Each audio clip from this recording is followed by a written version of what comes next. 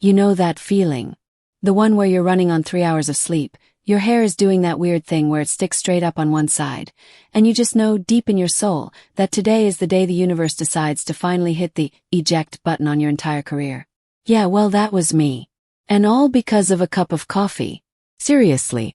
Hi, I'm Chloe, and I'm about to tell you the most insane story about how I didn't just avoid getting fired, but how I somehow, miraculously, ended up getting promoted to a leadership role. And trust me, it's not one of those cheesy LinkedIn stories about hustle or proactive engagement. This was pure, unadulterated accident, seasoned with a terrifying amount of panic. My life at that time was basically a masterclass in low-level corporate anxiety. I was a junior analyst at Sterling Corp, a place where people measured success not by results, but by how early they got to the office. The CEO, Mr. Sterling, was the kind of guy who didn't walk. He loomed. He was a man with a jawline that could cut glass and a reputation for being surgically precise, and incredibly demanding. If you messed up, he didn't yell. He just got intensely, silently disappointed, which honestly felt way worse. The day everything changed started like any other Monday, a chaotic, soul-crushing race against the clock. But this Monday was different. It was the deadline for the Q2 financial strategy proposal, a document so critical it had the power to make or break careers. My part was small, but integral, and I'd been up until 2 a.m. trying to track down a tiny, nagging anomaly in the spending projection model. My brain was a swamp, and I was running on fumes. Now, you need to understand the coffee ritual. Mr. Sterling's coffee wasn't just a drink. It was an act of worship. It had to be a triple-shot, non-fat, oat milk latte, stirred exactly 7 times, with a teaspoon of raw honey and a tiny, almost invisible dusting of cinnamon on top. It had its own bespoke ceramic mug, a hideous beige thing only he was allowed to use. Every single morning, his executive assistant, poor Brenda, made this monstrosity. But this day, Brenda was out sick. And who did the responsibility fall to? Yours truly. I remember standing in the kitchen, my hands shaking as I performed the sacred measurements. The pressure was enormous. One wrong measurement, one too many stirs, and it was game over. I managed to craft the beige nightmare, set it perfectly on his coaster, and then, because I'm a human being who also needed caffeine to live, I made my own. My coffee. The absolute opposite. It was a giant, lukewarm mug of black coffee, the cheap, burnt sludge from the breakroom pot. No milk, no sugar, just rocket fuel and despair. I took a big gulp, slammed it down next to the executive's bespoke cup, and rushed back to my desk to print the final 50-page report. That's when it happened. The final report jammed in the printer. The paper tray was empty. The stress hit me like a physical punch. I spun around, grabbing both coffee mugs, his pristine, perfect latte and my giant, ugly black sludge, and tried to clear the paper jam while balancing them. You know that moment when time slows down. I saw a huge stack of financial files teetering on the edge of the desk, felt the tremor as they crashed, and in that split second of pure, adrenaline-fueled chaos, I did it. I put down the wrong mug next to his keyboard. I swapped them. I didn't realize it immediately. I just grabbed the first cup I saw, took a frantic gulp of what I thought was my black coffee, but was actually the sickeningly sweet triple-shot latte, and recoiled. Gross, I whispered before slamming it back down and running to fix the printer. The damage was done. His precious beige cup now held my cheap, bitter black coffee, and my mug held his expensive, frothy concoction. The Q2 meeting was starting in 5 minutes. Right now, I want you to drop a comment below and tell me where and when you're watching this video. Seriously, I need to know if anyone else has had a moment of pure, blinding panic like this. Felt like the end of the world. I sprinted back to my cubicle, heart hammering against my ribs, and finished printing. As I walked past Mr. Sterling's glass-walled office, I saw him stride in, looking like the cover of a corporate strategy magazine. He sat down, adjusted his tie, and reached for the wrong cup, the beige one now filled with my awful black brew. He didn't even look, and I froze. I was physically incapable of moving or speaking. I watched, paralyzed, as he brought my horrible, bitter, cheap sludge to his lips, took a huge, deliberate sip and He took a huge, deliberate sip, and my entire life flashed before my eyes. Not the highlights reel, more like a grainy, badly edited montage of every minor mistake I'd ever made, all leading to this moment. The moment I would be fired for accidentally poisoning the CEO with breakroom sludge. But here's the thing. Mr. Sterling didn't spit it out. He didn't even flinch dramatically. He just paused. The pause was the worst part. It felt like 10 full minutes of absolute soundless judgment. He set the mug down very slowly, without a single clang, maintaining eye contact with the Q2 report that was already sitting on his desk. He brought a hand up to his chin, rubbed his jaw, and just stared at the page. I was hovering outside, desperately hoping the glass was polarized and he couldn't see my wide, terrified eyes staring back. My body was locked in a perfect state of fight or flight, leaning heavily towards flee. I wanted to crawl under my desk and wait for the official termination email to arrive. This is where you need to know a little more about the setup. We're talking about Sterling Corp., a massive traditional financial institution. It was all dark wood, hushed tones, and the constant smell of expensive leather and fear. I was frankly completely out of place. I wore chunky sweaters and listened to embarrassing pop-punk. Everyone else wore bespoke suits and listened to the stock market. I was the lowest rung on the analyst ladder, the one who handled the grunt work, the messy data aggregation, and the soul-crushing spreadsheet verification. My main character quirk. I have an absolute inability to ignore an inefficiency. If a piece of code or a process could be streamlined, even by a millisecond, I felt a physical itch until I fixed it. That's why I was up at 2 a.m., not just finishing the Q2 report, but trying to pinpoint that tiny nagging anomaly I mentioned earlier. It was a minuscule error in how the company's internal server aggregated spending data from one specific offshore vendor. It was so small, literally everyone else just rounded the figures off and ignored it. Noise, they called it. But to me, that noise was a siren. My connection to the company was built entirely on these small, often unnoticed acts of meticulousness. I wasn't the star presenter or the charming networker. I was the person who found the misplaced comma in the $50 million contract. I was the one who could tell you, down to the cent, where the money was actually going. But nobody ever asked me about it. My dialogue with my peers was usually limited to, "Is this ready?" and "Can you look at this spreadsheet?" The emotional connection I had with my job was mostly one of crippling stress mixed with a tiny, burning ember of personal pride in my diligence. I liked finding things that others missed. It was a secret superpower in a world that only valued loud, visible achievements. Remember how I said my own coffee was cheap, burnt sludge? Well, that's literally what I needed to function. The sugar and the milk in Mr. Sterling's latte just gummed up my brain. I needed that aggressive, bitter clarity to chase down the data demons that haunted the company's servers. And Mr. Sterling. He was an enigma. Everyone knew his rules. Be punctual, be accurate, and never mess with his coffee. The coffee was a symbol of his control, his routine, his unshakable power. Messing up his coffee was like challenging his reign. As he continued to sit there, silently contemplating the Q2 report with my bitter coffee in his stomach, I began calculating my exit strategy. Maybe I could just quietly erase my company ID from the system, dye my hair, and move to a remote Icelandic farm. Surely the fallout from this coffee swap would be that intense. This wasn't just about a drink. It was about the sacred, unspoken laws of the office, and I had just violated the biggest one. I watched him take another sip. A small one this time. Contemplative sip. I actually heard a slight groan in my head, imagining the terrible burnt taste hitting his refined palate. Thought, okay, this is it. He's gonna call security. He pushed a button on his intercom. I physically jumped back from the glass wall. The secretary's voice chirped. "Yes, Mr. Sterling?" His voice, when he finally spoke, was low and even. Not angry. Worse. Completely, terrifyingly calm.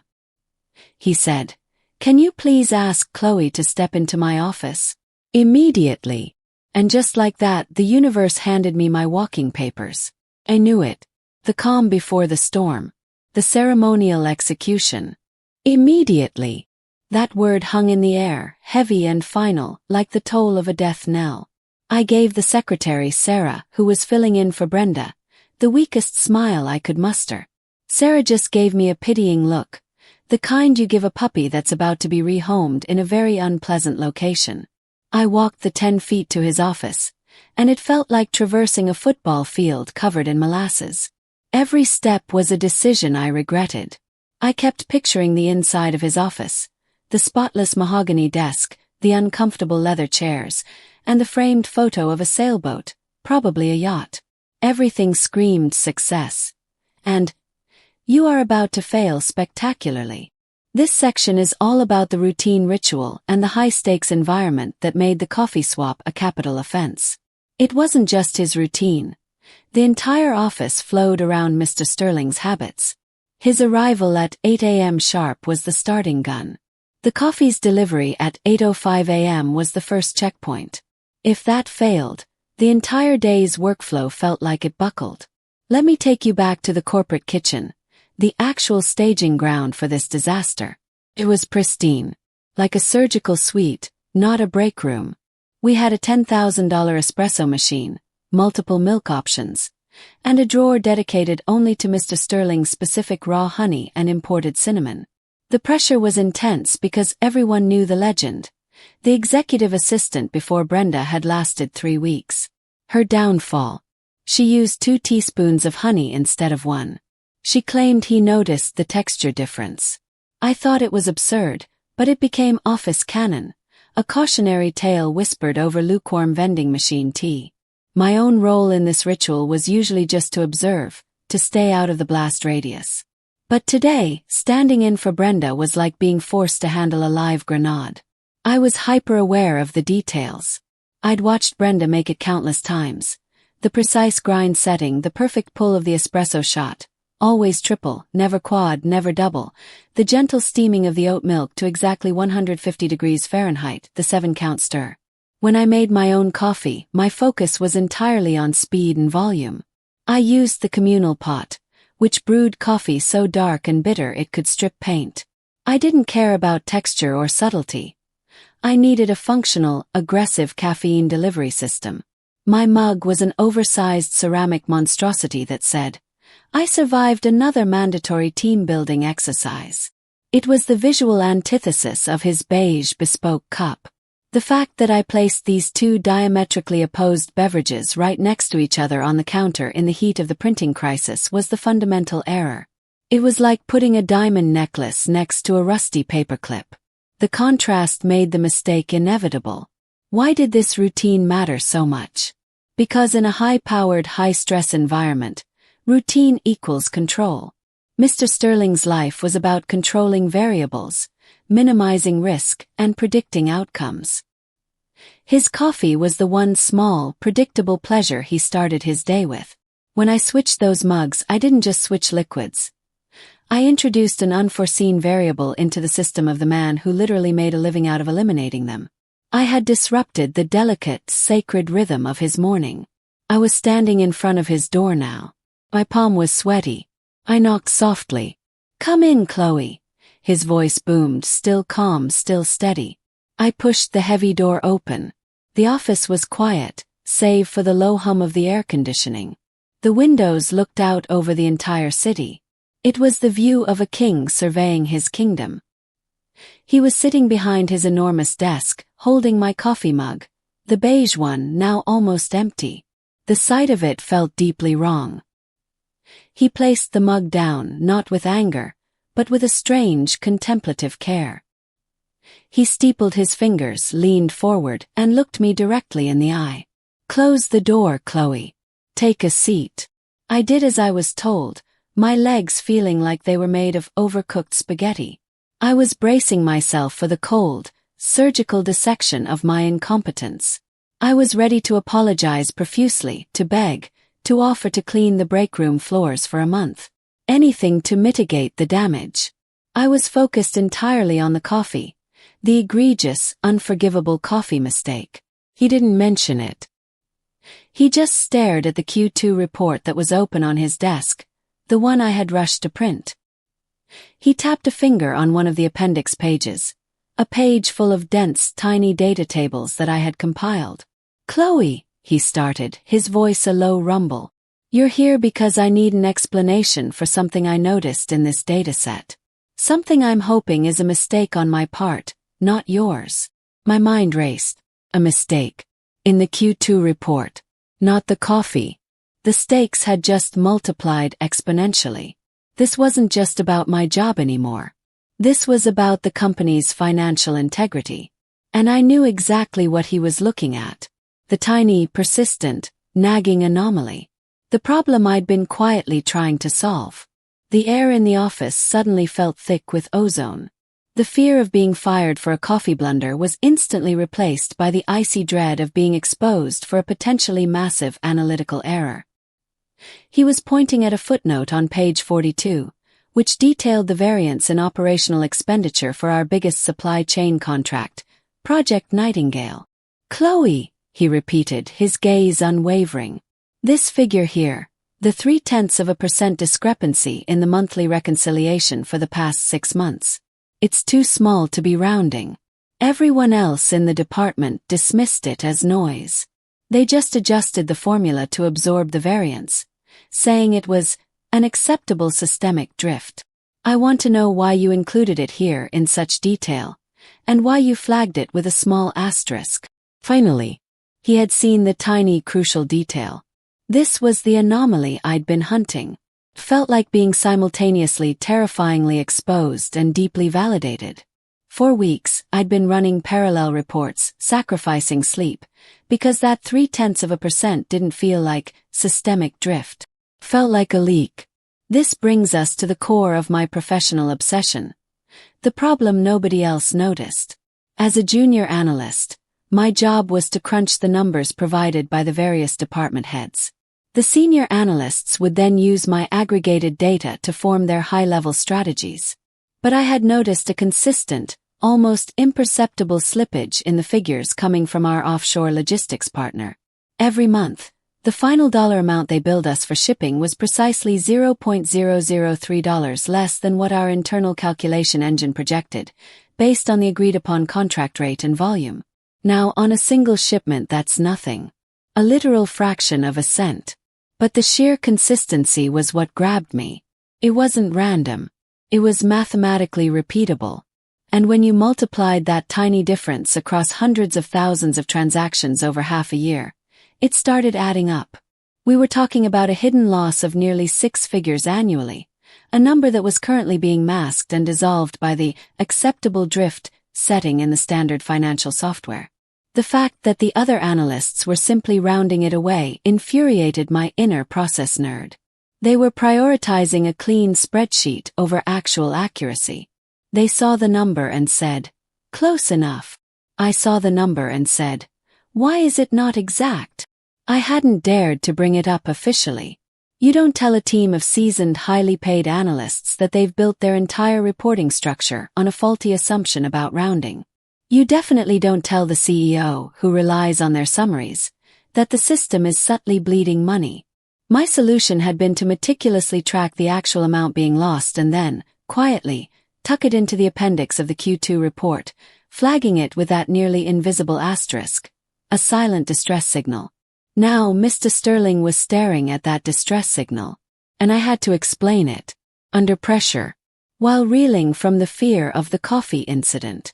"Mr. Sterling," I started, my voice thin but forcing myself to stand straighter. "The variance is real. It's not a rounding error. It relates to a flaw in the integration of the vendor's invoicing software with our internal ledger. Their system is calculating the currency exchange rate for our contract in real time, minute by minute, based on a third-party feed that updates every 60 seconds. Our system, however, is set to use the daily closing rate from the day before the transaction." I paused, watching his face. He didn't interrupt. He just listened, his expression neutral. "The 0.3% difference," I continued, gathering speed, realizing I was talking about the numbers, my safe space. "It's the consistent difference between the daily closing rate and the average intraday fluctuation. Because we process thousands of small transactions daily, This tiny, constant differential, when applied to the exchange rate, results in a fractional underpayment on every single transaction, which the system then just writes off. It's the difference between using 75 cents per unit and $0.747 per unit. Individually, invisible. Collectively, it's a hemorrhage. I was essentially telling him the company was losing money because our software wasn't as fast as our vendors. We were literally taking a nap on the exchange market. It was a failure of the IT and finance departments to coordinate on a technicality that amounted to significant lost capital. His eyes left the report and fixed on me. And nobody else saw this. They just accepted the drift. Yes, sir. It was simpler to adjust the formula than to examine the source code that generates the formula. I finished, my voice wavering slightly. The silence that followed was deafening. I was certain I'd overstepped, that I'd just insulted his entire management team. I waited for the axe to fall. The conversation had shifted, but the fear had only intensified. The silence that followed my technical explanation was excruciating. It felt like a lifetime had passed, but it was probably only about 5 seconds. Mr. Sterling just sat there, analyzing my face the way I analyze a complicated spreadsheet.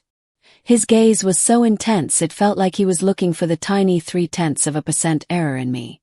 I braced myself. I was ready for the dressing down, the inevitable good eye, but you should have filed a formal report, not a footnote, and also your career here is done mostly because of the coffee. But then, he did something completely unexpected. He leaned back in his chair, a very, very small crease forming between his eyebrows. It wasn't a frown of anger.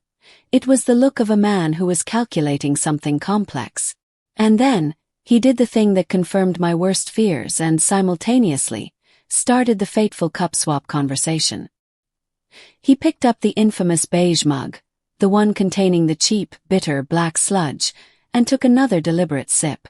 This time, I saw the faintest tightening around the corner of his mouth. He definitely hated it. But he drank it anyway. The absurdity of the situation hit me. The CEO of a multi-billion-dollar corporation was willingly drinking my horrible break-room coffee, purely out of some strange sense of corporate stoicism, while interrogating me about a 6-figure financial leak. "So, you've been tracking this in parallel," he stated, not as a question but as a summary. "Without official assignment or input from your department lead." "Yes, sir," I admitted, my voice barely a whisper. "I used my personal sandbox to model the data migration and confirm the error source. I intended to submit a full technical brief this afternoon, but I trailed off, not wanting to mention the Q2 deadline or the printer jam, which were the direct causes of the coffee disaster. The stress of that morning was a physical weight in my chest. Let's go back to the moment of the swap itself, the core layered conflict. The printer crisis was the main problem, the visible fire. I had 50 pages to deliver now. My fingers were smudged with toner, my adrenaline was pumping, and I was juggling 2 unstable ceramic containers. This was the secondary challenge. I remember distinctly that both mugs were scalding hot. I had to use 2 hands to stabilize them near the printer tray. The second I leaned over to yank out the paper jam, my elbow knocked a stack of vendor files. They went cascading, a loud doubling of paperwork hitting the carpet. I flinched, dropped one hand to stop the files from scattering, and in that split second of reactive chaos, I blindly reached out and placed the mugs back on the desk. The black mug went in the spot where the beige mug had been. The beige one went where the black one had been. No thought, just reaction. The crucial detail, the misunderstanding that fueled my panic, was that I didn't realize I had grabbed his latte for my own quick sip until the sickly sweetness hit my tongue. I immediately slammed it down, thinking that was my biggest mistake. I thought, oh my God, I contaminated my own coffee with his honey and oat milk monstrosity. I was so focused on my own cup, my own need for bitterness, that I didn't register the catastrophic switcheroo I'd just inflicted on him. My internal conflict at that moment was brutal. Do I interrupt the Q2 presentation prep, risk massive professional embarrassment, and explain the swap? Or do I silently pray he takes one sip and immediately asks for a replacement? I chose the latter, hoping the sheer audacity of my horrible coffee would trigger an immediate, non-personal rejection. I assumed he'd blame the assistant, not the beverage itself. I didn't anticipate the calm, contemplative sipping. "So, you found a nearly invisible hole in our financial dam," Mr. Sterling mused, finally setting the beige mug down again. He tapped the report. "A hole that, over time, would flood the system." My secondary challenge was maintaining my composure under this intense scrutiny. He wasn't talking about the coffee, but the underlying tension was palpable. The coffee was the emotional high-wire act. The financial analysis was the technical tightrope. I had to convince him I was an analytical genius while simultaneously being a complete klutz who couldn't handle 2 cups of hot liquid. The stakes were at their absolute maximum. My fate rested on whether he valued accuracy over his morning routine. He picked up a pen, twirled it once between his fingers, and then leaned forward, resting his elbows on the desk. This was it. The moment of truth. Was he going to praise the analysis or finally pivot to the horrific bitter sip and panic moment? I was still holding my breath, inhaling the faint, acrid smell of my break-room coffee lingering in his pristine, expensive office. "Tell me about the coffee, Chloe," he said, his voice flat. My heart immediately plummeted through the floor. Found a sub-basement and kept going. I actually felt a wave of nausea. All the analytical brilliance I just mustered felt insignificant compared to the sacrilege of the sweetened sludge. This was the true core conflict, the one that transcended logic and lived purely in the realm of emotional stakes and corporate law. "Mr. Sterling, I am so incredibly sorry," I stammered, my cheeks burning. "Brenda was out and I was making your triple shot latte and I was rushing to print the Q2 report, and there was a stack of files that fell, and in the chaos I accidentally swapped my mug, the black coffee from the pot, with your mug. I realized the mistake right after I put it down, but the meeting was starting and I was petrified. It was a completely unacceptable mistake, and I take full responsibility." I just let the apology pour out, messy and complete. I even avoided using the word sludge out of respect for the terrible liquid he had consumed. He didn't react. He didn't even blink. He just stared at the beige mug. The utter lack of dramatic reaction added a whole new layer to my panic. It was a moral dilemma on my end, too. Should I have spoken up sooner? Should I have burst into the meeting and screamed, "Sir, you're drinking the bad coffee"? My inaction, fueled by fear, now felt like a secondary betrayal. "Unacceptable, yes," he finally said, his tone still maddeningly calm. "I agree." My routine was completely disrupted. My taste buds were, to put it mildly, shocked. I am accustomed to a very specific, carefully balanced blend of sweetness and texture to start my day. My eyes instinctively squeezed shut for a microsecond. This was the firing speech. He was going to cite the emotional distress caused by the lack of honey and cinnamon. He continued, "But here is what's interesting, Chloe. When I took that first sip of that," he gestured vaguely toward the mug, "my entire system rejected it. It was aggressive. It was bitter. It was frankly insulting. Forced me to stop. And when I stopped, I didn't reach for my files. I didn't reach for my phone. I just sat for 60 seconds, purely trying to comprehend the assault on my palate. This was a level of emotional detail I never expected from him. He was actually describing the shock of the bitter sip, and it was horrifyingly relatable. "When the initial shock wore off," he went on, "I didn't feel the usual sugar-fueled rush. Felt clear. I had a clean canvas. I picked up the Q2 report, and without the usual background noise of my brain prepping for a sweet hit, I was focused. Completely focused. I saw every number with brutal clarity. My panic was starting to give way to a flicker of confusion. Was he seriously suggesting my cheap, bitter coffee was better for analysis? The rising tension in the room was immense. It wasn't about if I made a mistake anymore. It was about the consequences of that mistake. The moral stakes were high. Did my fear of telling him about the swap inadvertently save the day by improving his focus? He leaned back, a very slight, almost imperceptible curve playing on his lips. I saw the 0.3% discrepancy immediately. I saw that little asterisk. Had I been operating on my usual fuel, the sweet, comfortable familiarity of my latte, I guarantee you, I would have overlooked it just like everyone else. I would have felt good, assumed the numbers were fine, and moved on. Your coffee, Chloe, was a cognitive shock. It was a slap in the face that forced me to wake up and look closer. My anxiety started to recalibrate. The worst-case scenario, being fired for coffee, was slowly being replaced by the bizarre reality. My terrible coffee choice was the catalyst for the discovery of my analytical brilliance. He was actually crediting the gross, black brew. I was sitting in the CEO's office, still trying to process the idea that my accidental act of sabotage was now being hailed as a cognitive shock. It was like failing a test but then being told the failure was actually a groundbreaking new way to challenge the syllabus. It was insane, but it explained the unexpected meeting invite. This wasn't a termination. It was a bizarre, high-stakes debriefing.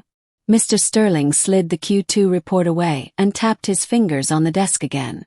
The focus shifted entirely back to the financial flaw, which, for me, was a massive relief. I'd rather discuss exchange rate variances than my terrible administrative blunder any day. The problem, Chloe, as you identified, is systemic. It's not a clerical error. It's a design flaw between our systems and the vendors. And the fact that our senior team chose to apply a patch, to simply absorb the drift, rather than locate the actual leak, is deeply concerning. It shows a fundamental lack of intellectual curiosity, a complacency that can cost us millions, not just annually, but potentially when we scale up operations. He was lecturing, but the target wasn't me. He was lecturing his entire management structure, using my footnote as evidence. The layered conflict now became external. Me versus the established, complacent system. My side project, born out of a purely personal need for accuracy, was now a moral dilemma for the company. Should we prioritize speed and comfort, or accuracy and disruption?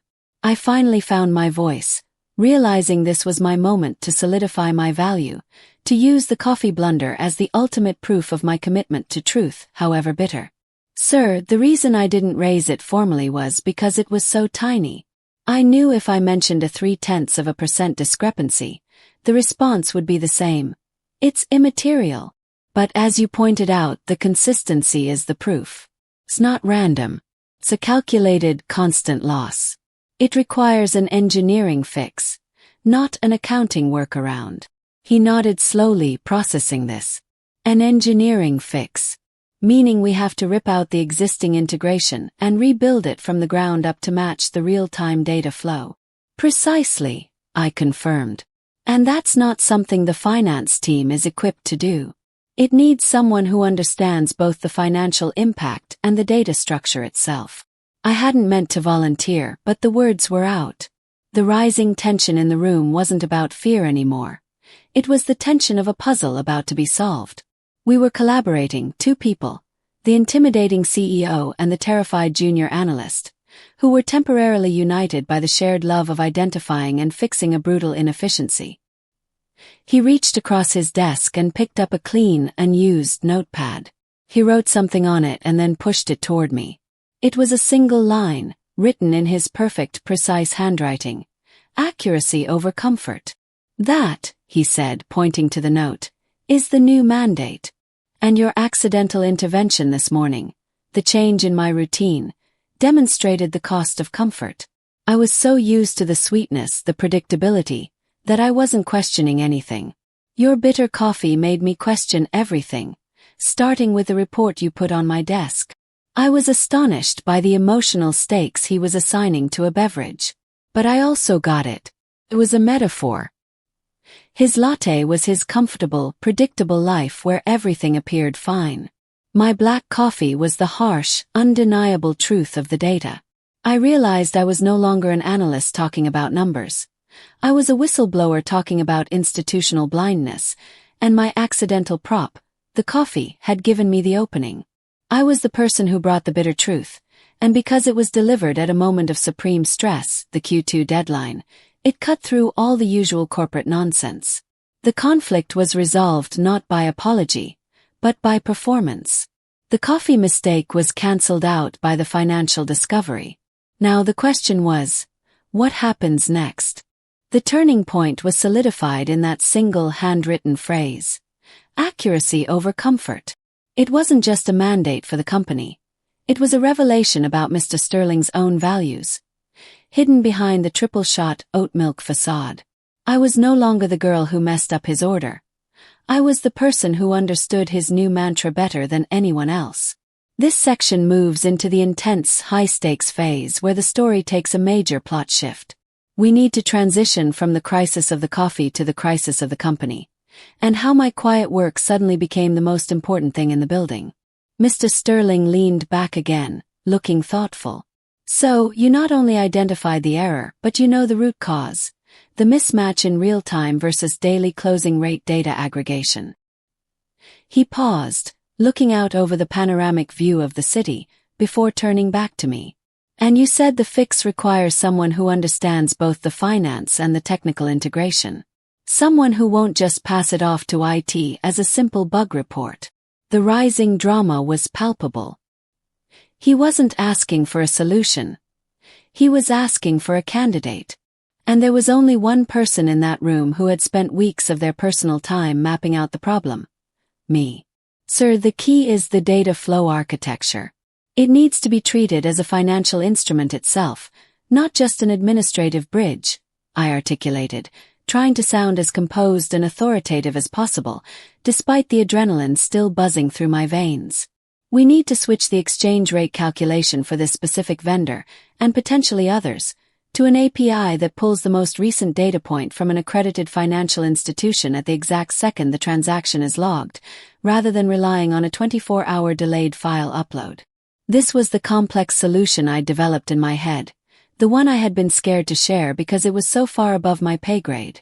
I was diving deep into the technical weeds, and the fact that Mr. Sterling was following along, nodding occasionally, was a monumental shift in the direction of the story. I wasn't pleading for my job. I was presenting a solution to a C-level problem. The revelation here was that my quiet work was not just appreciated. It was necessary. Everyone else was content to manage the visible problems. I had been focused on the invisible ones. It called back to the detail I mentioned in Section 4, the noise that everyone ignored. My entire professional identity was built on this one unique quirk. The moral decision here, Mr. Sterling said, breaking the concentration, is that if we implement this fix, we are effectively exposing the failure of the department head who approved the existing system. It reflects poorly on several senior people who chose convenience. This was the sticky part, the betrayal. To move forward, I would be indirectly condemning the very people who were my superiors, the ones who had dismissed my data or told me to round things off. My answer had to be firm. With respect, Mr. Sterling, I said, looking him straight in the eye, the cost of not fixing it is exponentially higher than the political discomfort of admitting an error. If our vendor knows our system is slow and consistently underpaying by a fraction, they might eventually exploit that knowledge, potentially by structuring their billing to maximize the daily exchange rate swing. We need to close the hole before it becomes a deliberate weakness. That argument, framing the inefficiency as a potential security risk, hit home. Mr. Sterling's face cleared. He looked like a man who had just decided on a strategy. You're right. We will not prioritize comfort. We will prioritize accuracy. He picked up the phone on his desk, his eyes still fixed on me. He called his executive assistant, Sarah, who was sitting outside. Sarah, please cancel my 10 a.m. and 11 a.m. meetings. And please hold all calls.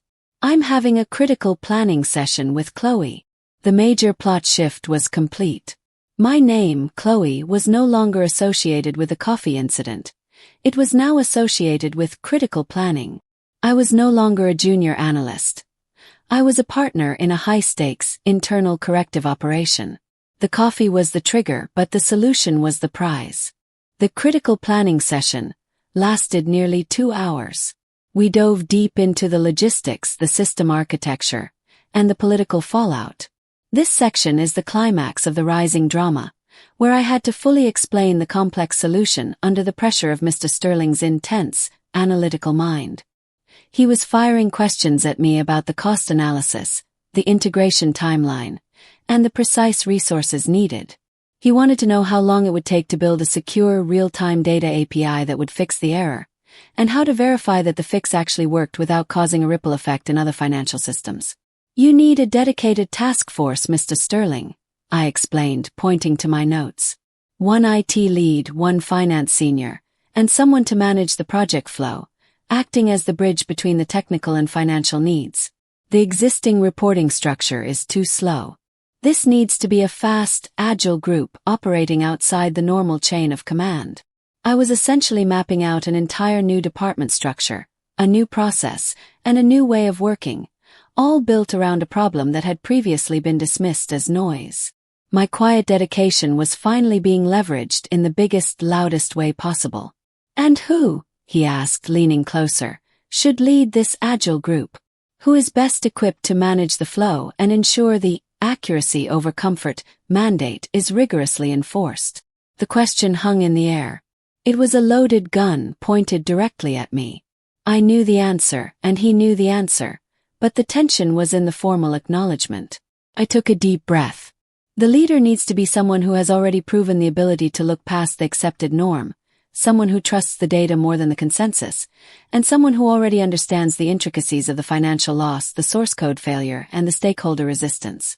Someone who is prepared to fight the inevitable pushback from the teams who will feel exposed by this finding. He just nodded, a small, knowing smile playing on his lips.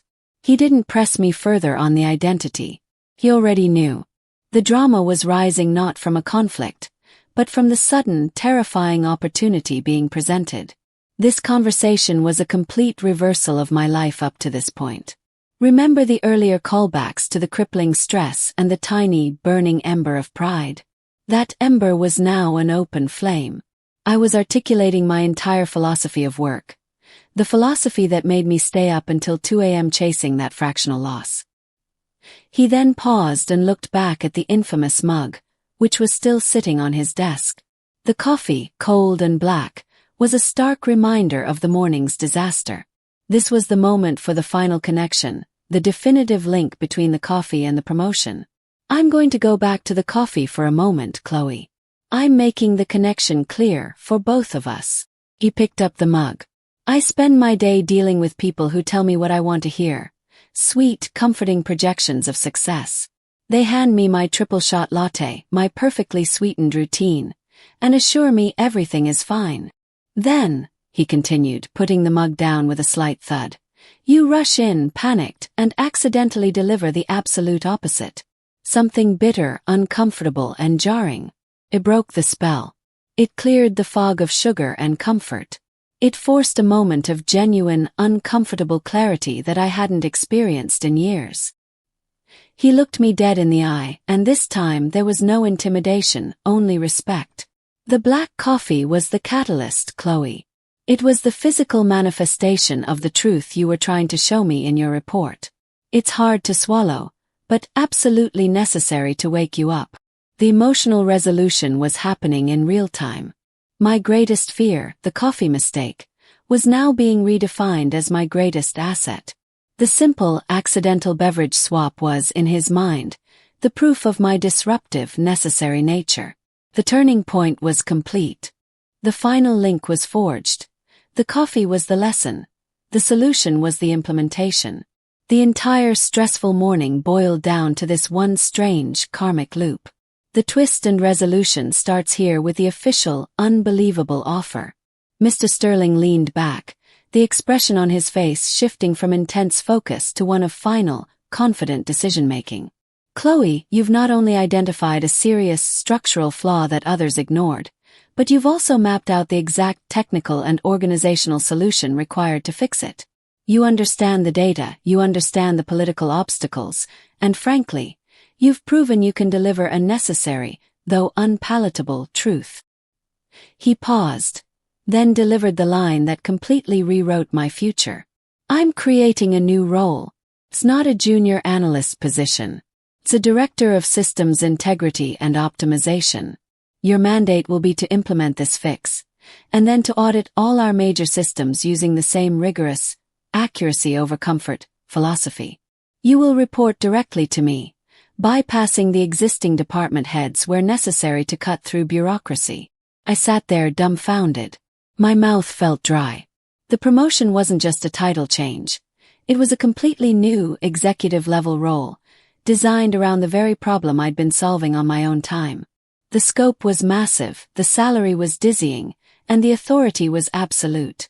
I went from being the person who fetched files to the person who fixed the whole damn machine. The person for this role, he continued, emphasizing every word, needs to be the one who made that cup of coffee. The one who was willing to challenge the status quo, even by accident, and whose mind is sharp enough to see the ghost in the machine. That person is you, Chloe. This was the official promotion offer. I had to actually pinch myself under the desk to make sure I wasn't hallucinating from lack of sleep and too much corporate stress. I, the girl who wore pop-punk band t-shirts under her blazers and drank burnt coffee, was being offered a leadership role by the famously demanding CEO of Sterling Corp. Mr. Sterling, I managed to choke out, my voice thick with emotion. I don't know what to say. Except, this is beyond anything I could have expected. He gave a genuine, if brief, smile. Good. We need people who look for the truth, not the comfort. Now let's talk salary and scope. The conversation that followed was surreal. We discussed the new pay grade, the resources I would command, and the 2 senior managers I would need to work with, the same ones whose failures I was about to expose. It was intimidating, but I felt a new sense of power and clarity. The black coffee may have been bitter, but the taste of potential success was incredibly sweet. He finished sketching out the initial project brief, sliding the notepad back across the desk. It was covered in my notes, my technical jargon, and his final, crucial signature. One more thing, Chloe, he said, picking up the beige mug one last time. He gave it a look of deep suspicion. I am going to need a new routine. Maybe not that, he grimaced, referring to my coffee, but certainly less saccharine. He stood up, signaling the end of the meeting, but not before handing me the mug. Take this. It will serve as a powerful reminder of how a tiny, jarring misalignment can lead to a fundamental change in direction. Go clean it, fill it with your black sludge, and get to work. You have a lot of systems to optimize. I walked out of Mr. Sterling's office clutching the beige ceramic mug, my accidental sticky trophy. I had entered terrified and certain of my termination, and I left as the newly minted Director of Systems Integrity and Optimization. The absurdity of the situation wasn't lost on me. My entire success was built on a fluke, a momentary lapse of coordination during a deadline panic. This section delivers the final resolution and emotional closure, reflecting on the meaning of the event. It's about accepting the role, embracing the unexpected path, and internalizing the lesson. I stopped by my desk. My old coffee mug, the one with his latte inside, was still sitting there. Took a sip. It was cold, sweet, and made my teeth hurt. I understood now why he hadn't focused. It was too easy, too comfortable. I poured it down the drain. It was the literal end of my junior analyst days. The final revelation was that success is often hidden in the invisible work. It's not always the loudest pitch or the flashiest presentation that gets you noticed. Sometimes it's the quiet, obsessive dedication to a detail so small that everyone else calls it noise. And sometimes you need a spectacular accident to force that quiet work into the spotlight. The entire week that followed was a blur of meetings, onboarding, and fielding confused, slightly resentful looks from the senior managers whose turf I was invading. They couldn't understand how I, Chloe the junior analyst, had suddenly become the director. I didn't tell them about the coffee. I simply pointed to the 6-figure financial leak. And that was enough. My proof was in the numbers, not the latte. I was leading the leader of the unseen task force. Our first mission, implementing the API fix, was a success. We closed the financial hole, validated the real-time approach, and suddenly, my original idea wasn't just a theory. It was the new standard. And Mr. Sterling. He switched to a simple black Americano, a slightly less aggressive version of my sludge, but still devoid of all the comforting sweetness. He was committed to the mantra. The lingering thought is how fragile the line is between disaster and triumph. If I hadn't been stressed by the printer jam, if I hadn't been up late tracking the anomaly, if I hadn't been too panicked to speak up immediately, none of this would have happened. My downfall became my pivot point. Proved that sometimes, the things you fear the most can turn out to be the catalysts you needed all along. The most important takeaway for me: trust your itch. If something feels wrong in the data, if a process seems inefficient, don't let the consensus talk you out of it. Chase that tiny, nagging anomaly, because that little bit of truth is often worth more than all the comfortable, sweet lies that surround it. My coffee got me promoted not because I made it well but because I made it terribly, and it forced a powerful person to look past the sugar and see the facts. So that's my story. The day I nearly poisoned my CEO with breakroom sludge and ended up becoming a director. Sounds crazy, I know. But hey, it's the truth. And sometimes the truth is a little bitter. If you loved this story about accidental success and corporate chaos, make sure you like this video. Drop a comment with the most awkward thing that ever happened to you at work, and subscribe to The Office Hours for more bizarre career tales. The week following the promotion was surreal. I spent my days in high-level meetings, not as the note-taker, but as the one setting the agenda. I was building my new team, designing the new process flow, and getting comfortable with the sheer weight of a Director of Systems Integrity and Optimization title. It still felt like a prank waiting to be revealed. I'd catch my reflection in the glass walls of Mr. Sterling's office and barely recognize the person staring back. Less stressed, more confident, but still slightly disbelieving. The absurd truth of the entire affair, the twist and resolution, was that I received a massive promotion for an egregious failure in judgment. It wasn't my stellar networking or perfect presentation skills. It was my commitment to a quiet, unseen truth, accidentally revealed by a horrible black cup of coffee. The beige mug, my trophy, now sits on my massive new desk. Yes, I got a new desk and it's mahogany. I keep it filled with the same cheap, black sludge. It's a constant, thought-provoking reminder of the core lesson. Success often hides in plain sight, veiled by comfort and routine. Everyone else in the company was serving up the comfortable, sweet narrative. I accidentally served up the harsh, necessary truth. The most powerful act of disruption I ever performed was entirely unintentional.